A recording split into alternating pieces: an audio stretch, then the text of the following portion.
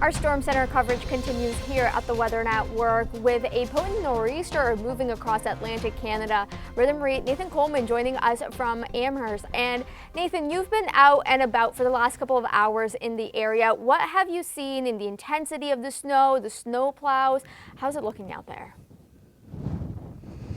Well, as you can see, oh, there we go. The wind is picking up, so just put my camera cover over there. So that's a live demonstration, and it is still blowing the snow around. So visibility is poor, and I've seen a lot of what are called spin outs. So that means people are putting on the gas, but the tires aren't taking them anywhere because the traction is so poor. There was one gentleman who was stuck on a hill, and he had to back all the way down to, give himself a bit of a runway to get up it. So it's very difficult to get traction. If you don't absolutely have to be out on the roads, you want to wait for the plows to clear and put some salt down. And I've seen some people out, even some kids out playing in it. It's great sticky snow for the making a snowman, and kids do have a snow day here in Amherst, but you also want to be cautious about leaving your door open for too long, letting the heat escape. We're dealing with, tens of thousands of power outages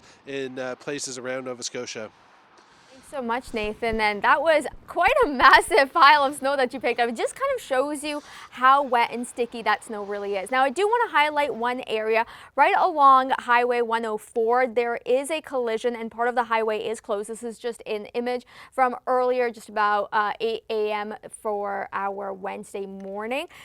Including with that, here are some of your school closures as well in and around Nova Scotia, with 25,000 people out of power. Now, I do want to highlight one other thing, the snow amount. So when you take a look at exactly where Nathan is, this is just radar derived, upwards of 10 centimeters of snowfall. There's reports of roads being closed near Kentville as well. And as we go through the remainder of Wednesday, we're going to continue to see some of the snow. So some of this has already fallen down towards Digby into Kentville. Really those higher elevations, still looking at an additional 5 to 15 centimeters up towards that northern edge of Nova Scotia, 10 to 20. The snow will start to weaken through the morning into the afternoon, and the rain will also subside. One of the other highlights with the rain through the morning in Halifax, for example, there were many reports of multiple collisions because of icy conditions.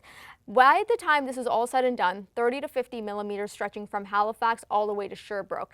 This is going to be so important because through our Wednesday morning, we've already heard reports of icy conditions. And on the back end of this, any pooling of water mixing in with all of this Arctic air is going to cause for concern of more ice and more of that freezing over. I just want to show you some of your temperatures heading into Friday, for example, across Atlantic Canada. Anywhere between 5 to 10 to 11 degrees below seasonal for this time of year in this area. And we'll really see that sharp dip in those temperatures as we start to head towards Friday. So Thursday, we're still going to be looking at slightly warmer conditions across portions of Halifax. We get a little bit of that warm air still on the back end of that low pressure system. But once that subsides, those temperatures will drop quite drastically.